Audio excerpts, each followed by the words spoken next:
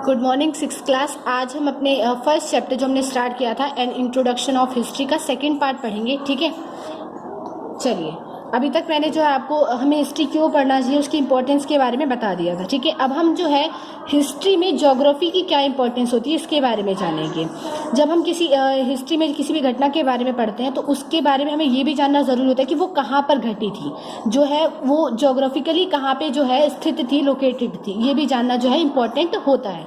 ये जानना हमारे लिए इम्पॉर्टेंट इसलिए होता है क्योंकि ज़्यादातर जो सिविलाइजेशन थी, सभ्यताएँ थी, वो जो है रिवर्स, जहाँ रिवर्स होती थी उसके किनारे पर बसी होती थी। क्यों? क्योंकि जो है रिवर के थ्रू जो है उन्हें वाटर मिलना आसान हो जाता था। अगर जो है रिवर के किनारे कोई सिविलाइजेशन नहीं होगी तो जो उन्हें वाटर, पानी तक पहुँचने में इतना समय लग जाएगा कि वो बाकी काम कर नहीं पाएंगे। इसके अलावा जो वाटर है वो एग्रीकल्चर यानी फार्मिंग में भी हेल्पफुल होता है। अगर जहाँ पे जो है अगर नदी बह रही है तो उसके आसपास की जो सॉइल होती है, मिट्टी होती है, वो भी क्या होती है, बहुत ज़्यादा फर्टाइल होती है। ठीक है, और मिट्टी के फर्टाइल अगर मिट्टी उपजाऊ होगी, फर्टाइल होगी तो इसके थ्रू जो है फार्मिंग आसानी से हो जाएगी। ठीक है, तो लोगों की फूड और वाटर की जो प्रॉब्लम है वो सॉल्व हो जाएगी अगर जो है उनकी सिविलाइजेशन रिवर के किनारे बसी होगी। और इसीलिए जब हम आगे बहुत सारी सिविलाइजेशन के बारे में पढ़ेंगे तो वो ज़्यादातर सिविलाइजेशन जो है रिवर के किनारे पर ही बसी हुई मिलेंगी हमें। ठीक है, चलिए। अब यहाँ पे भी दो वर्ड यूज हुए, एक तो प्री हिस्ट्री और दूसरा है हिस्ट्री।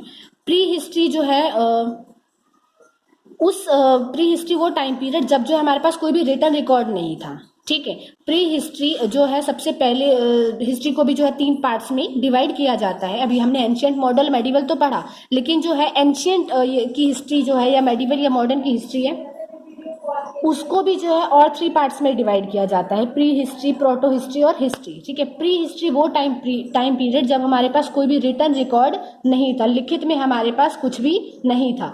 और किसी भी जो है सिविलाइजेशन को सिविलाइज्ड यानी सभ्य तभी माना जाता है जब उन्हें लिखना आता हो। अगर रिटन रिकॉर्ड नहीं है तो इसका मतलब वो उन्हें लिखने की जानकारी नहीं थी, उन्हें नहीं पता था कि कैसे जो है किसी भी डाटा को या किसी भी चीज़ को रिटन में सेव करके रखा जा सकता है। तो इसीलिए वो सारा टाइम पीरियड जहाँ पे हमारे पास कोई भी रिटन रिकॉर्ड नहीं है वो प्री हिस्ट्री में आता है।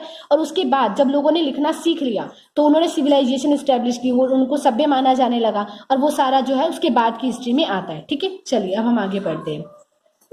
Men played an important part in the development of city civilization of the ancient world। ठीक है, जो ह्यूमंस थे उन्होंने जो है सिटी को सिविलाइज करने में धीरे धीरे प्रोग्रेस हुई। पहले उन्हें लिखना नहीं आता था पर धीरे धीरे उन्होंने लिखना सीख लिया। ठीक है, फिर जो है पहले वो अकेले रहते थे पर धीरे धीरे उन्होंने ग्रुप में रहना सीखा। ठीक है, एक समूह में जो है वो एक सिविलाइजेशन, सभ्यता बनकर रहने लगे। फिर उन्होंने अपना एक लीडर भी सेलेक्ट करा जिसने जो है किंग, बाद में जो है उसने किंग बनकर जो है बहुत बड़े एरिया को जो है ऊपर या बड़े एरिया के ऊपर शासन किया, रूल किया।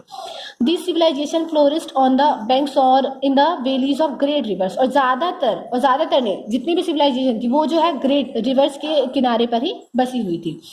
It was so because of the fact that the soil here was very fertile and water was easily available. ठीक है, और जो है इसका मेन कारण क्या था जो अभी मैंने थोड़ी देर पहले आपको बताया, क्योंकि जो है नदी के पास बसी हुई जो सॉइल थी, मिट्टी थी, उसमें भी क्या होता था, उपजाऊपन होता था जिससे फार्मिंग आसानी से हो जाती थी। और वाटर जो है इजीली उन्हें अवेलेबल हो जाता, पानी जो है उन्हें आसानी से उपलब्ध हो जाता था।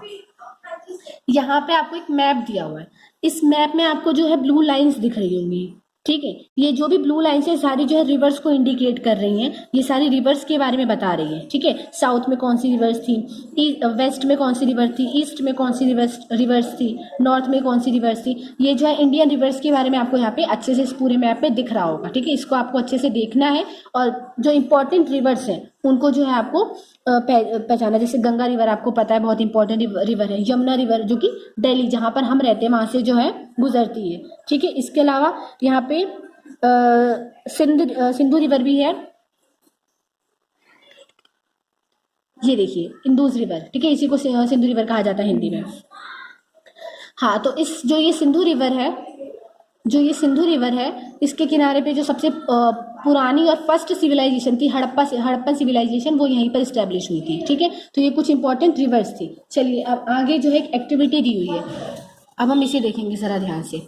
Do you think that even in the present time geography determines the development? Answer the following question in yes और नो। यहाँ पे कुछ क्वेश्चंस पूछे हुए हैं और ये क्वेश्चन आपसे इसलिए पूछे हुए हैं कि ताकि आपको पता चले कि ज्योग्राफी जो है वो डेवलपमेंट यानी विकास में जो कितनी इंपॉर्टेंट है, ठीक है, या जो है वो कितनी मैटर करती है विकास में, ठीक है। मैं आपको इन क्वेश्चंस की हिंदी बता देती हूँ और आपका होमवर्क ये है कि आपको अपने अकॉर्डिंग इसका आंसर येस या नो में देना है। Would you like to live in a desert? अगर आपको जो है किसी डेजर्ट एरिया जहाँ पे पानी अवेलेबल नहीं होता, वाटर अवेलेबल नहीं होता, रेगिस्तानी इलाके में, अगर आपको जो है रेगिस्तानी इलाके में रहने के लिए पूछा जाए तो क्या आप रहना चाहेंगे? Can you live without water? क्या आप बिना पानी के रह सकते हैं? ये क्वेश्चन है, ठीक है। Would you like to live on mountains? आप जो है पहाड़ों पर रहना चाहेंगे? Do you prefer to live near fertile plains? और आप जो है ऐसी जगहों पर रहना चाहेंगे जहाँ पे जो मिट्टी है वो उपजाऊ हो और फार्मिंग,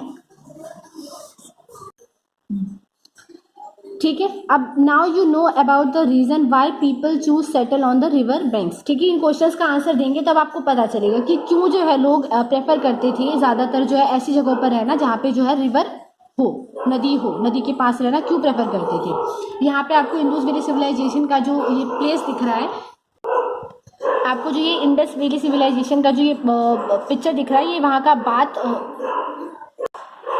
ये इंडस वैली सिविलाइजेशन का जो है एक आर्कियोलॉजिकल जो आर्कियोलॉजिस्ट होते हैं उन्होंने जो सर्च किया है उसमें ये खोज में हमें ये मिला है, ठीक है। इसके बारे में हम नेक्स्ट चैप्टर में पढ़ेंगे जब हड़प्पन सिविलाइजेशन का आपका चैप्टर आएगा। चलिए आगे बढ़ते हैं।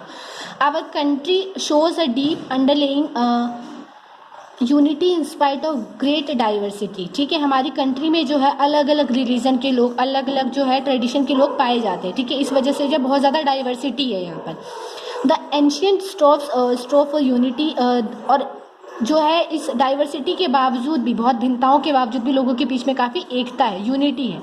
They looked upon this vast सब कॉन्टिनेंट एज वन लैंड, ठीक है। ये जो इंडिया है काफ़ी बड़े एरिया में देखा होगा आपने, इंडिया जो कितना बड़ा और विशाल बड़ी कंट्री है, ठीक है।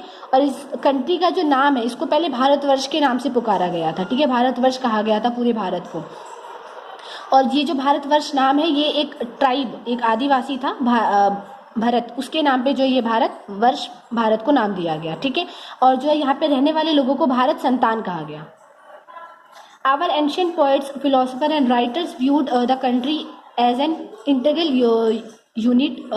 This spoke of the land stretching from the Himalayas and the sea as the proper domain of a single universal monarch। आप जब इंडिया का मैप देखेंगे तो आपको पता चलेगा कि हिमालय से लेकर जो है ये सारी रिवर्स और ये सारी चीज़ें जो है इंडिया में अवेलेबल है। माउंटेन जो नॉर्थ में इंडिया के माउंटेन्स हैं, और जब हम साउथ में आते हैं और ईस्ट और वेस्ट में देखते हैं तो हमें यहाँ पे बहुत सारे ओशियंस दिखाई देते हैं। आप देख सकते हैं जो वेस्ट है उसमें अरबियन सी है, ईस्ट में बे ऑफ बंगाल है, और जो है साउथ में इंडियन ओशियन पाया जाता है। तो इस वजह से जो है इंडिया की जो जोग्राफिकल कंडीशन है वो भी बहुत ज़्यादा इंपॉर्टेंट है, क्योंकि यहाँ पे रिवर्स या ओशियंस भी हैं जिसके थ्रू जो है ये विदेशी व्यापार भी यानी फॉरेन ट्रेड भी कर सकते थे, ठीक है। अब हम इसके आगे का जो नेक्स्ट टॉपिक है वो अपनी नेक्स्ट वीडियो में पढ़ेंगे। अभी के लिए जो है मैं आपको होमवर्क दे देती हूँ, जितना भी मैंने आपको पढ़ा है इसको आपको रीड करना है, दोबारा से पढ़ना है, और क्वेश्चन आंसर का सेकंड और फिफ्थ क्वेश्चन आपको जो है उसको करना है। और ये जो एक्टिविटी दी थी मैंने आपको, इसको भी आपको फिल करना है। अगर आपको कोई भी डाउट होगा तो आप इसके बारे में नेक्स्ट वीडियो में ऑनलाइन क्लास में पूछ सकते हैं, ठीक है।